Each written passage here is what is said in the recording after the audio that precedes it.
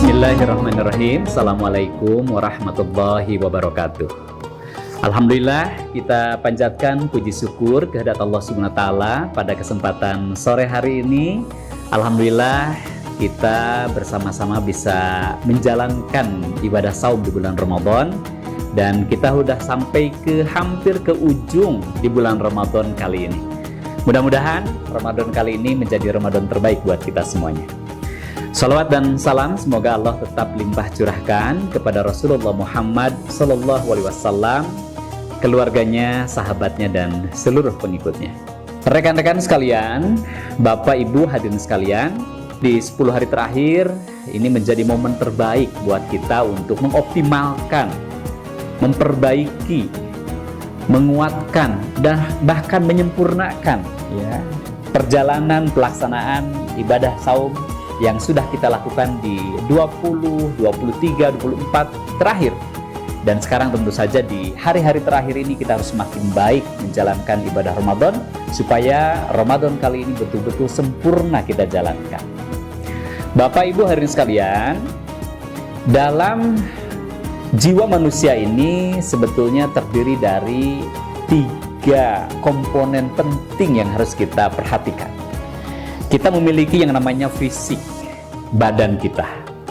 Kita juga memiliki yang namanya pikiran, pola pikir kita. Dan kita juga memiliki yang namanya Allah anugerahkan jiwa, ruhani kita. Dan ketiga-tiganya tentu harus seimbang kita miliki, kemudian kita perhatikan.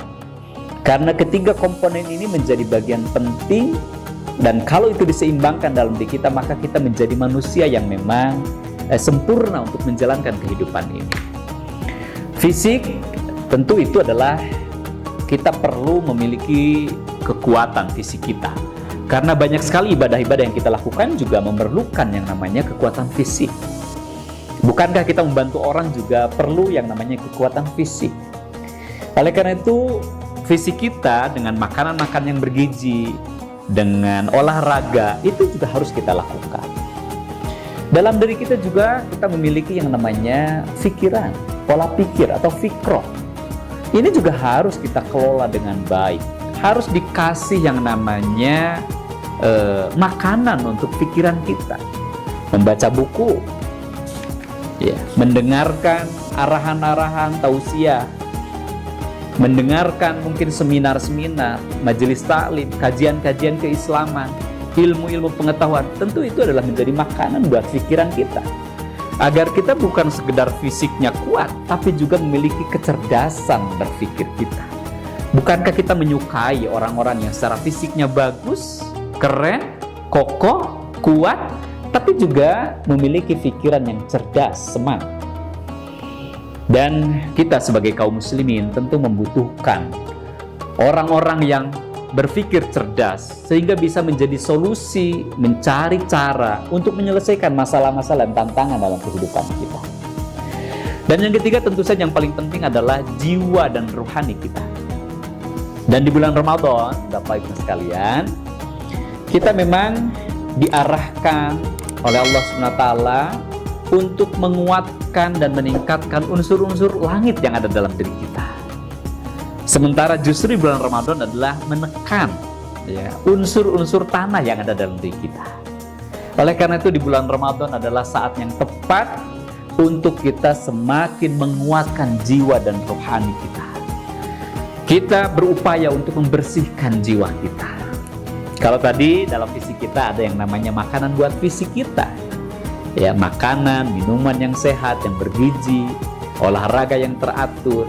Pikiran-pikiran kita ada makanannya, bagaimana kita mengkaji, membaca buku, mendengarkan kajian-kajian, mendengarkan seminar-seminar, mengkaji ilmu pengetahuan. Kalau membersihkan jiwa tentu saja, di situ juga perlu makanan yang penting buat menguatkan jiwa dan rohani kita. Bapak Ibu sekalian, ada beberapa tentu saja yang bisa kita jalankan, yang bisa kita lakukan, yang bisa kita upayakan untuk berupaya membersihkan jiwa kita. Di antaranya yang bisa kita lakukan adalah yang pertama, bagaimana kita berupaya untuk teratur mengeluarkan kewajiban zakat kita. atau mengeluarkan infak dari harta kita. Kita tahu di bulan Ramadan, ketika kita mengeluarkan infak, zakat, sedekah, tentu berlipat ganda pahalanya dari Allah Subhanahu wa taala. Dan di bulan Ramadan, menjelang-jelang akhir ini, tentu saja ada di situ juga ada kewajiban untuk menjalankan yang namanya zakat fitrah. Bahkan juga ada zakat-zakat lain, ada zakat mal, dan lain-lain sebagainya yang harus kita keluarkan ketika kita memang sudah mencapai nisab. Dan seringkali kita kadang-kadang lupa untuk menjalankan kewajiban yang namanya zakat fitrah. Jangan lupa. Padahal mengeluarkan infak adalah satu hal yang bisa membersihkan jiwa kita. Bapak sekalian, yang kedua yang bisa kita lakukan untuk membersihkan jiwa, selain kita juga mengeluarkan infak, sedekah ya.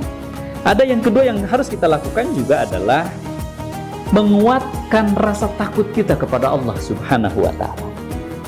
Bukankah ketika kita mengucapkan dua kalimat syahadat, asyhadu an la ilaha illallah wa asyhadu anna muhammadar rasulullah, kita sebetulnya sedang berikrar, kita sebetulnya sedang bersumpah, kita pada hakikatnya sedang berjanji kepada Allah bahwa tidak ada ilah selain Allah. Tentu saja ketika kita menjadikan Allah sebagai ilah kita, maka Allah yang paling diharapkan, Allah yang paling dicintai, dan Allah yang paling ditakuti oleh kita sekalian. Ketika kita menguatkan dalam diri kita rasa takut kita kepada Allah Subhanahu wa taala, maka jiwa kita itu akan semakin bersih dalam diri kita. Yang ketiga, Bapak sekalian, yang harus kita perhatikan untuk membersihkan jiwa ini pun adalah bisa kita lakukan dengan mendirikan sholat. Tentu mendirikan sholat menjadi rukun Islam di situ, menjadi hal yang penting dan pokok bagi seorang muslim. Dan ketika kita menjalankan dan mendirikan sholat, bukan sekedar melaksanakan sholat, tapi mendirikan sholat.